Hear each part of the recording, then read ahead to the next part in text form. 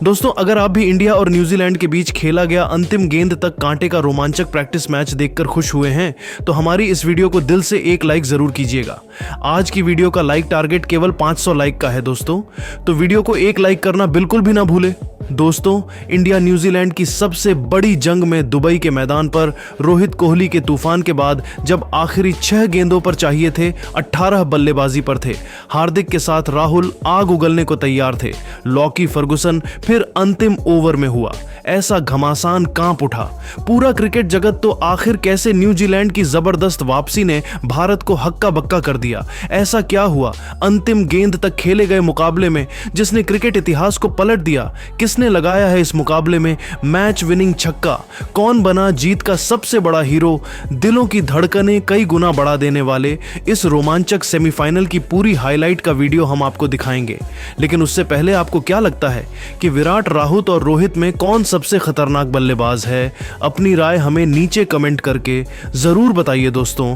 जब विश्व क्रिकेट की दो सबसे बड़ी टीमें न्यूजीलैंड और भारत एक दूसरे के आमने सामने हो, मंच हो चैंपियंस ट्रॉफी का, तब मुकाबले में रोमांच तो अपनी चरम सीमा पर होता है। ऐसा ही हमें एक बार फिर देखने को मिला। इस सबसे बड़े मुकाबले में अपनी लाज दांव पर लगाकर सितारों से सजी न्यूजीलैंड की टीम जब टीम इंडिया के सामने उतरी, तब बदले के मुकाबले में रोहित और कोहली के विध्वंस के बाद पांड्या के साथ राहुल का बल्ला इस कदर गरजा कि न्यूजीलैंड के साथ साथ करोड़ों क्रिकेट प्रेमियों की रूह कांप गई।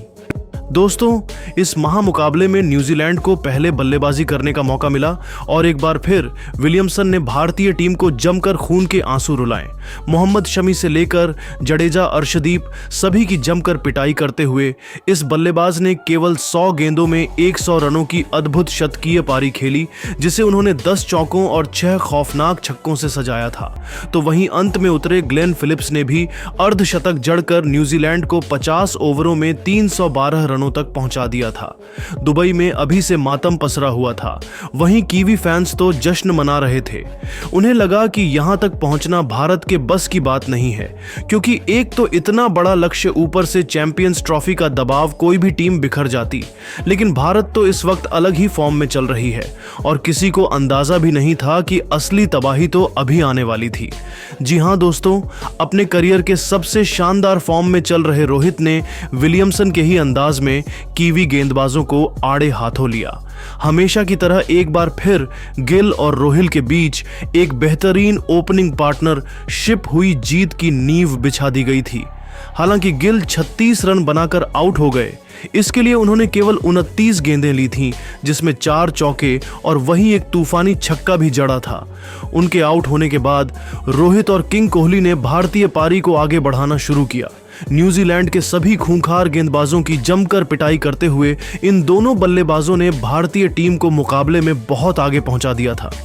जी हां दोस्तों, हिटमैन ने केवल 52 गेंदों पर 56 रन ठोक दिए, जिसमें उन्होंने 6 चौके और एक छक्का लगाया था। तो वहीं विराट ने भी 56 गेंदों पर 52 रनों की पारी खेली।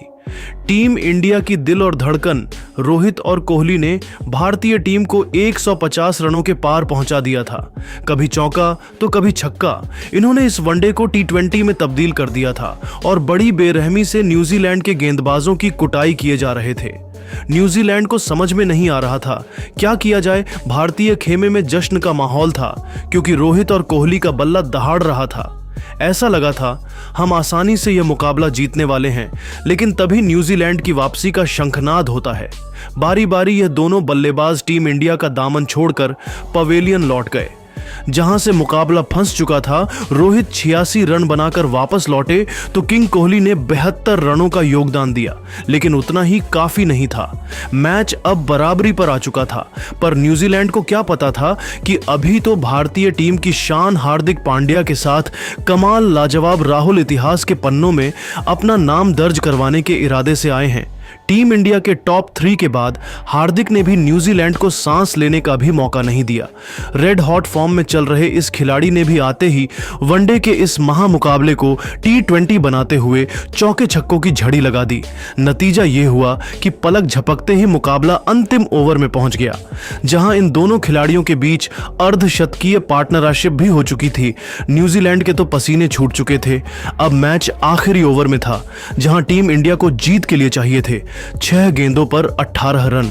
हार्दिक के साथ राहुल बल्लेबाजी कर रहे थे। हालांकि भारतीय फैंस के लिए मायूसी की खबर यह थी कि न्यूजीलैंड का कॉन्फिडेंस 7वें आसमान पर चला गया था, लेकिन उन्हें क्या पता था कि यह तो तूफान के पहले की शांति थी। अंतिम लेकर आए। लॉकी फर्गुसन की पहली ही गेंद पर राहुल का बल्ला गरजा मिड विकेट के ऊपर से उन्होंने अपने करिश्माई अंदाज में बेहतरीन चौका बटोरकर अपने तेवर कीवियों को दिखा दिए थे। अचानक से निराश भारतीय फैंस में जोश की एक नई लहर दौड़ चुकी थी। पूरा स्टेडियम इंडिया इंडिया के नारों से गूंज उठा था। तभी दूसरी गेंद पर कुछ ऐसा हुआ कि न्यूजीलैंड की जीत की सभी उम्मीदें चकनाचूर हो गई। फर्गुसन ने राहुल को स्लॉट में गेंद डालने की गलती कर दी और राहुल इसे कहां छोड़ने वाले थे। उन्होंने इस गेंद को भी अपने स्कूप शॉट से बाउंड्री के बाहर फेंककर टीम इंडिया की जीत सुनिश्चित कर दी थी। न्यूजीलैंड के तो पसीने छूट चुके हैं, तो उन्हें अपनी आंखों पर भरोसा नहीं हो पा रहा था। दोस्तों, भारतीय फैंस को तो लगा था अगली ही गेंद पर राहुल मैच समाप्त कर देंगे, लेकिन मुकाबले में अभी रोमांच तो बाकी था।